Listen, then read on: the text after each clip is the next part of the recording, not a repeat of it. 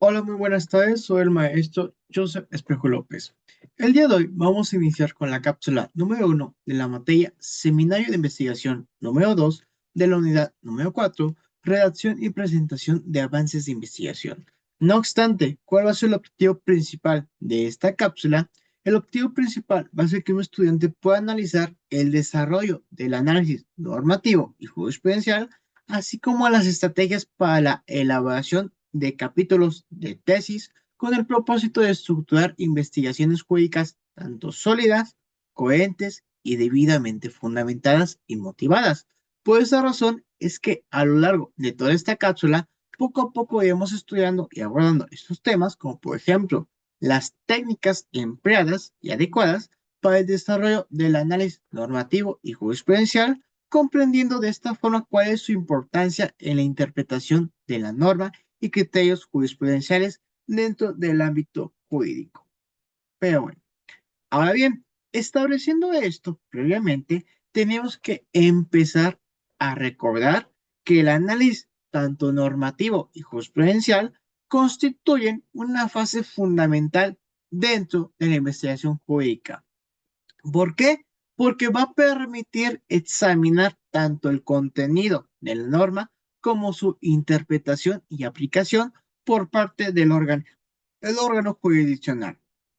Es decir, el análisis normativo se va a orientar a la revisión de leyes, de la norma, códigos, reglamentos, identificando de esta forma su estructura interna, así como también cuál es su alcance jurídico y su finalidad de perseguir dentro de dicho ordenamiento. Y de esta forma, lo que es el análisis jurisprudencial se va a centrar en el estudio de dichas resoluciones emitidas por dichos órganos jurisdiccionales. En este caso, con el propósito de reconocer posiblemente criterios, precedentes y de cierta forma también líneas de interpretación que orienten lo que es la práctica judicial. A lo que voy. Al final del día, ambos tipos de análisis, tanto jurisprudencial así como también normativo, de cierta forma se van a complementar. Es decir, de cierta forma también van a comprender el funcionamiento del derecho tanto en su dimensión teórica como en su aplicación práctica dentro de la realidad jurídica. Por esa razón es que el desarrollo del análisis normativo va a implicar como tal seguir diversas etapas que permitan comprender lo que es la norma de forma integral y debidamente estructurada y de cierta forma también, en un primer lugar, realizar lo que es la identificación de la disposición jurídica, así como también determinar su jerarquía dentro de nuestro sistema normativo, así como también su ámbito de aplicación y su vigencia. Aquí me voy a detener un momento, recordando que en nuestro país la máxima legislación conforme al principio de la supremacía constitucional, artículo 133 de la Constitución, con relación al artículo primero constitucional, es la Constitución Política de los Estados Unidos Mexicanos.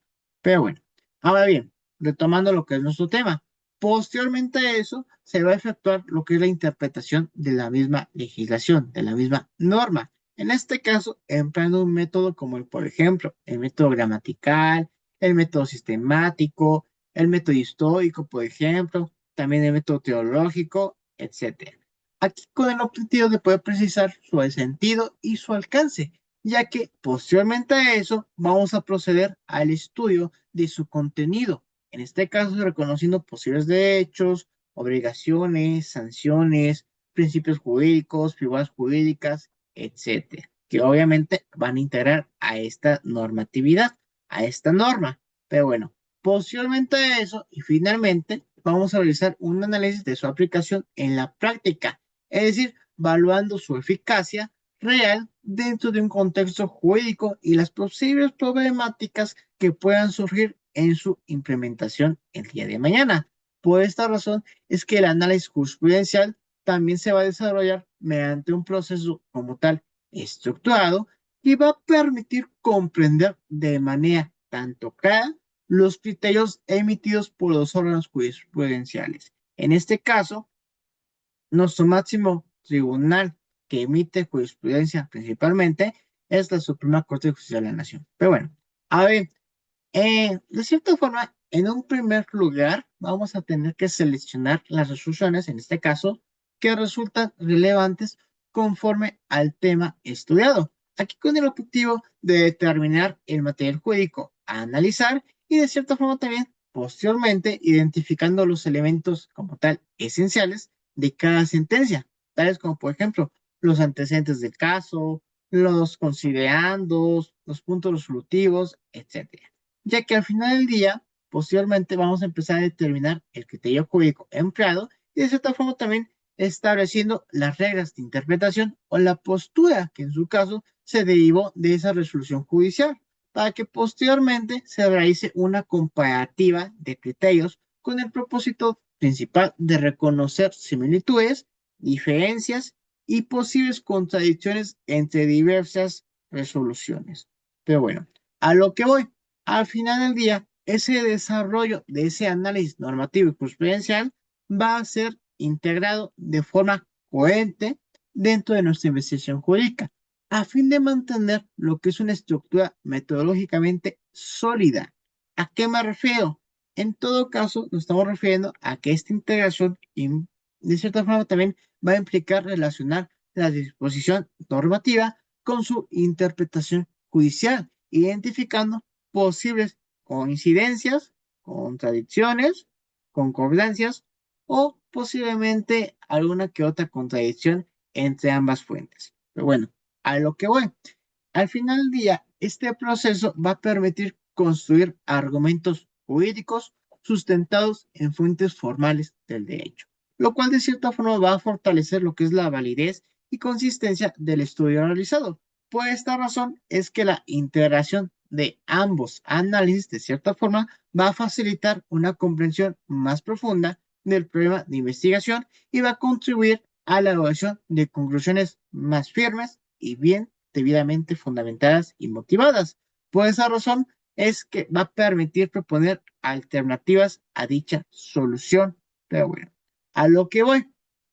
Al final del día, esa elaboración de esos capítulos, por ejemplo, de esa tesis, también va a requerir una planeación previa que permita una organización del contenido de manera tanto lógica, ordenada y debidamente coherente.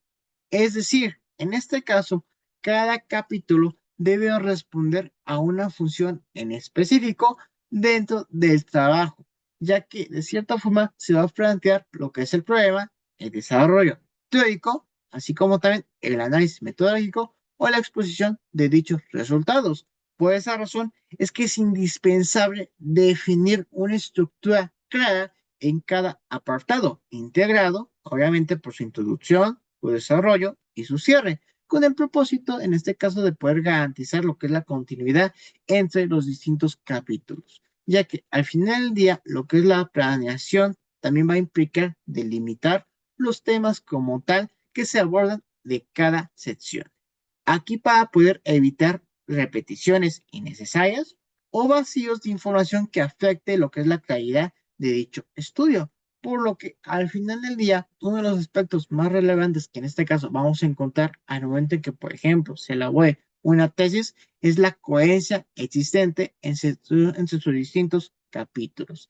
Es decir, cada capítulo debe encontrarse vinculado con el anterior y el siguiente y así sucesivamente, manteniendo una línea argumentativa continua y bien estructurada y fundamentada. En consecuencia, es necesario emplear conectores lógicos y referencias internas que permitan relacionar ideas, facilitando lo que es su comprensión y otorgando una fluidez al texto, ya que de esta forma todos los capítulos el día de mañana deben mantenerse alineados con el problema de nuestra investigación que previamente ya habíamos planteado, así como también los objetivos planteados y la hipótesis formulada.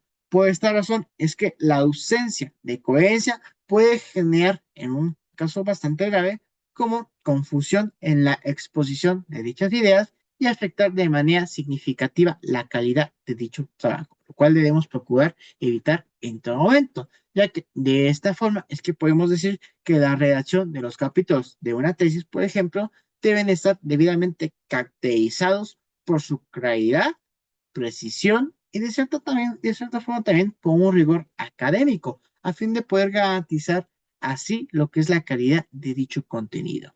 Es decir, es indispensable emplear como tal un lenguaje tanto formal, claro y técnico, evitando ambigüedades o posiblemente confusiones, así como expresiones coloquiales que resten seriedad a nuestro trabajo de investigación. Es decir, utilizar un lenguaje claro hay que evitarlo. A lo que voy, de esta forma, cada idea debe desarrollarse de manera ordenada y progresiva, sustentándose en fuentes confiables debidamente citadas para reforzar dicha argumentación, ya que también va a resultar justamente recomendable estructurar párrafos adecuados en los que se presente una idea principal seguida de su desarrollo tanto lógico y su correspondiente fundamentación. Por esa razón es que podemos decir que la revisión constante del texto va a permitir como tal identificar errores posibles, además de optimizar la calidad de la redacción final. Por lo que podemos llegar a la conclusión de que la evaluación de estos capítulos de esa tesis no concluyen con la redacción inicial, sino al contrario, va a implicar un proceso como tal continuo, tanto de revisión, así como también de perfeccionamiento. Por esa razón es fundamental analizar cuidadosamente el contenido para comprobar su coherencia interna, así como también su claridad expositiva y su congruencia con los objetivos establecidos en dicha investigación. Por esa razón es que también resulta necesario revisar los aspectos formales del texto, tales como, por ejemplo, la ortografía, el estudio de la redacción, así como también la correcta citación de las fuentes utilizadas. Pero bueno, de esta forma es que debemos entender lo que son algunas estrategias para elaborar lo que son los capítulos de nuestras tesis, así como también cómo es que se desarrolla para hacer adecuadamente nuestro desarrollo de nuestro análisis normativo y jurisprudencial. Pero bueno, hasta aquí sería esta cápsula. Más adelante empezaremos a abordar otros temas también bastante interesantes, como por ejemplo lo que es la norma de citación y de referencias en la investigación jurídica, así como también lo que es la presentación de avances del proyecto de investigación y cómo se relaciona directamente para poder hacer una evaluación y retroalimentación de nuestro proyecto de investigación. Pero bueno, todos estos temas los estamos abordando más adelante en las siguientes cápsulas. Hasta aquí sería todo. Muchas gracias por su atención y nos vemos hasta la siguiente cápsula. Gracias y hasta luego.